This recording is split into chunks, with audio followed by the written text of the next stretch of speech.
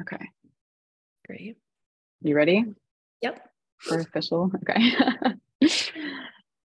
Hi, everyone. Thank you for joining the Q&A for Join or Die. My name is Dominique O'Neill, and I'm a programmer at SF Doc Fest. And it is my absolute pleasure to welcome one of the directors of the film, Rebecca Davis. Thank you so much for joining us. Glad to be here. So one of my first questions is this book that Robert Putnam put out, Bowling Alone, came out about 20 years ago. So why did you feel like now was the right time to make this film? Yeah, I mean, it's funny. You start a documentary in one world, and when you end that work, you're putting the work out into the world in another world. And so, there were reasons when we approached Bob, and it was 2017. We worked on this film for about 5 or 6 years. There were concerns at that time about his data becoming even that much more true since Bowling Alone came out in 2000. But then of course we went through the pandemic in the middle of production, and certainly for all of us having lived through these past few years in isolation, the urgency of this message has just become even that much more important, which was something we had no idea when we started the film. But our interest in approaching Bob in 2017 was he was retiring from teaching, and we wanted to capture his last class. My brother and co-producer Pete, who unfortunately isn't with us on the Q&A, but that class changed his life, and I was familiar with Bob's work, and it felt like a moment where we could approach Bob and say, hey, how do we find a way to get your class outside just the walls of Harvard University and really help it reach a wide audience the way Bowling Alone did, but at a different moment, for us to revisit those important issues that he brought to the forefront of the conversation in 2000. Yeah, I feel like you really hit a jackpot with this too, because not only is the content so relevant, Bob himself is very entertaining as a subject. Can you talk about working with him? Yes. Yeah, I mean, it can be a hard Hollywood pitch to say, oh, we've got this social scientist and he's got all these great graphs and charts and it's going to make a great movie. But, behind that is, Bob's like true passion and enthusiasm in getting this message to a wide popular audience. And we would not have approached just any social scientist to translate their work that they're really good at getting into books, necessarily into a film format. You need to know that you have a person that's, going to be able to project that same energy onto camera to get people to pay attention. But, Bob had been barnstorming this idea across the country on stages, for decades at that point. And so we knew that, Bob would be an instant star.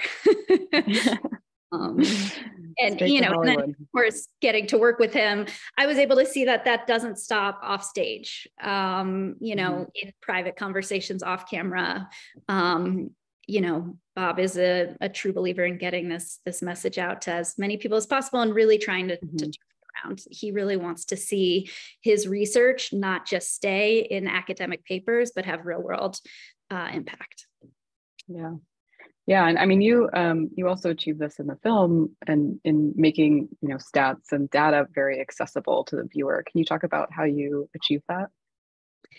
Yeah, I mean, a lot of the being able to know how to translate complex ideas into, digestible information on screen was because of the great fortune I had to work with Vox prior to this film. So my previous project was working on, I was the supervising producer on the second season of Vox's Netflix show Explained. And working on that, we did 20 episodes that season. The show went on to have a third season that I didn't get to work on because I was working on this film at that point. But that show was just an incredible boot camp for me, getting to work with Claire Gordon, executive producer of the show, and Joe Posner, who started the video team at Vox. I've learned from them an immense amount about how to make data fun and easy to understand and have an impact. Yeah. That's great. Can you talk about the other participants in the film as well and how you, I mean, there's obviously like Hillary Clinton and Pete Buttigieg, but the other participants being the more community organizers and more local folks. Can you talk about how you found them? Totally. And I think we knew right from the start that, um, well, we knew for one, we had a decent shot at getting some important and influential people to be interviews around Bob, because so many people have been impacted by his work. Mm-hmm. And we've, had read about them mentioning his work in prior interviews, but we knew that the heart and soul of the message of this film would really come from Americans out there putting this work into practice, because it's easy to sit in an interview chair or, be someone that's making policy that they're trying to get out in the world and say, you should do this. The hard work happens, in all of our communities. And we really wanted to make sure we had people that could be, examples of that. And in finding those people, we combed, hundreds of local newspapers that are doing, wonderful reporting, lifting up their local civic leaders, which is one reason I think we don't go into this a lot in the film, but our local news is like such an important pillar of our civic health and civic institutions. And one of the reasons is they champion, the local heroes that we're able to feature in the film who are doing the hard work of building community every day. So we read tons of, local papers and wanted to find, a wide variety of groups from all different parts of the country focused on, different meanings of community. And it's a hard thing to pick, 6 or 7 groups to represent the whole of community in America, because it takes so many different shapes. But our hope is, the people whose stories we were able to bring forward in the film, have a little bit of something for everyone who's watching to take that, speaks to something that they're feeling in their own community or that they can get inspiration from. Right. Yeah, and I like that the people that you had, they were all part of groups that were more modern. I know that there was a like argument in the film that maybe people aren't joining clubs because they're outdated types of clubs. So I liked that you were able to like find these people who like the gig workers union. Chicago, yeah. Yeah. Yeah, I thought that was a really great way of incorporating that point into the film. Yeah, and some of the clubs aren't totally, reinventing the wheel. We featured a bowl in Portland, Maine, but they're, and we featured a church, which is obviously an institution we've had for a long time, but they've made, slight adjustments to, how they're meeting, where they're meeting, that has helped energize or re-energize, getting people involved. And I think our hope for people watching is that if they're not in a club, they'll get out and join one or start one. And for people that are in a club, that, if they're having falling membership, they can take some inspiration from innovations that some of the groups in our film, spoke to, and try to get together with their members that are still coming and really think about, what are we not doing to bring people in our doors? And then to realize also that the work they're doing is really important, which I think is the biggest message from Bob's, research, is that book club that you're doing, that is just as important for our democracy as getting out in the street and protesting when you, don't like what the government's doing. There's real big impacts that come from having strong civic bonds. Right. This is a bit more of a tough question, but when you were making this film, were you ever worried that this issue could be politicized, whether one way or another, because it is so close to democracy and government? Yeah, I mean, I think the hard thing about making any film on any issue in 2020, 21, 22, 23 is we are living in one of the most polarized moments in American history. And Bob's data bears that out. We don't go into a ton of his data on polarization, Bob's a hard person to do a 90-minute film on because he has done so many things. We didn't even mention like 10 other books that he had written in the film, but he does have really great data on, us being at a peak moment of polarization in this country. And so it is hard because our civic life reflects that polarization too. And so if looking for clubs that we wanted to feature, we did not want to feature any club that was explicitly political. Because part of Bob's message is let's get to places where we share things that we come together on and that, we have common bonds over. And those are the things that can help mediate us falling so far outside to these, polarized ends of the spectrum. But I had to dig really hard to find clubs or religious groups that did not have like a very explicit left-right slant. And that was important to me because I think the lens that Bob's work gives us is to not see our world in Republican Democrat, but to start seeing our world in, okay, what are our community bonds looking like? Are they strong or are they weak? And also just on a personal note, prior to working on this film, I did work in the mainstream media for many years. I worked at NBC News, and I think there's a tendency in our news in this moment. There's maybe a chicken and egg question about the polarization and our news loop with that, but a lot of our news is coming out through a filter of this is what the left says, this is what the right says.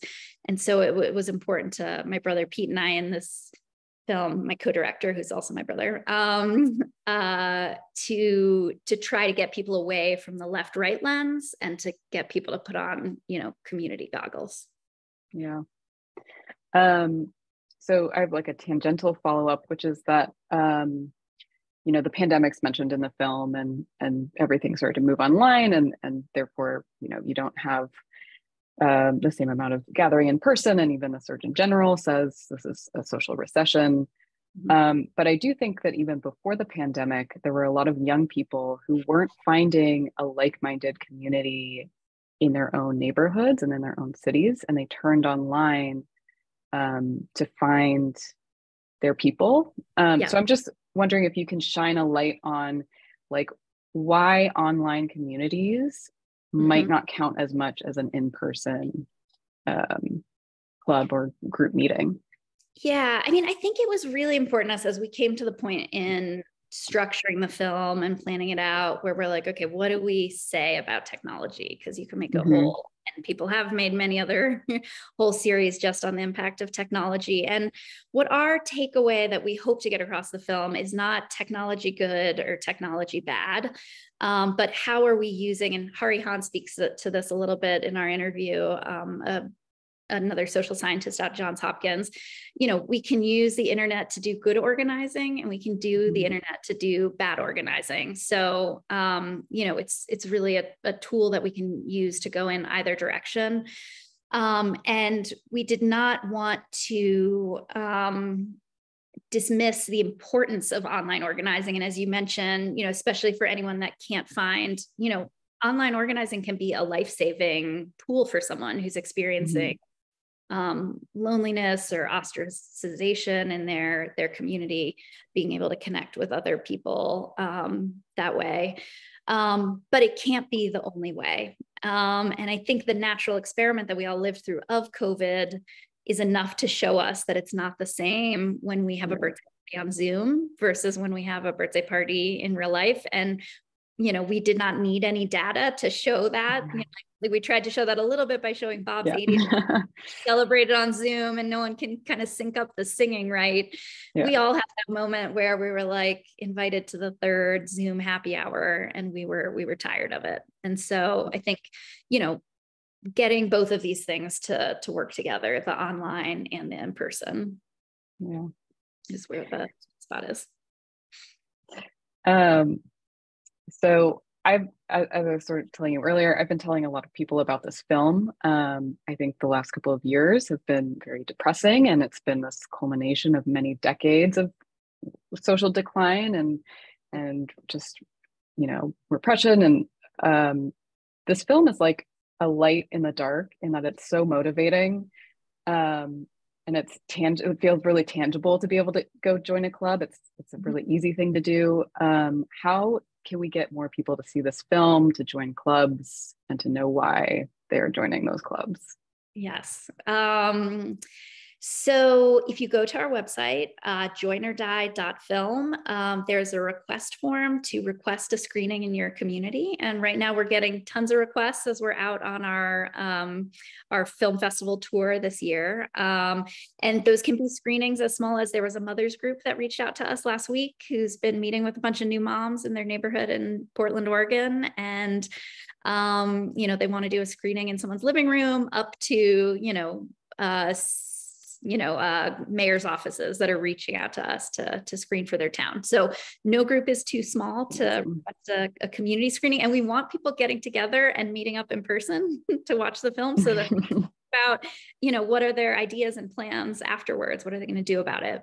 But we ultimately hope to have the film on a streaming service by the end of the year for those that must watch it alone at home. But we're still kind of figuring out those conversations. But head over to our website, joinordie.film, request a community screening. You can also follow us on Twitter at joinordie film, and Instagram joinordie film, where we're also posting other screenings that we're doing at film festivals throughout the rest of the year. And then we also have a newsletter sign up on our website, which will be the best way to get the news as soon as we have this kind of officially on a streaming platform. That's great. That's so wonderful. One final question: what clubs are you a part of? So I think one of the reasons I was drawn to this film is I had also been a joiner. So Bob's message, really resonated with me because I had seen firsthand how those experiences had really changed my life. When we started this film, I had just finished an organizing campaign with some coworkers at NBC, and we organized about 200 people. And so, and we in the film use the term club broadly. So organizing in your workplace, I think is, it's getting people together to work on a common issue. So we included that on the umbrella. So the labor movement was really important to my being drawn to this topic. And then I also have a really community of video producers. I'm part of this group called the Video Consortium, and I believe we have a chapter out in San Francisco. It started in New York City. We do monthly screenings of works in progress. And I would say about half of our team that worked on this film was people that I found through that community of video producers. I'm excited to also have more time in my life. It's over. Which Bob also mentions too, the irony, he is often locked away, in his cabin in the woods writing solitary, in a solitary manner to finish his work. But, I think for Pete and I, we're excited to have more free time so that we can, be that much more involved in stuff outside of work too. Yeah. Amazing. Well, thank you so much for joining us and for sharing your film with San Francisco and the audience. And it was really great to have you. So thank you very much. Thank you so much. Thanks for watching. Sorry, stop recording.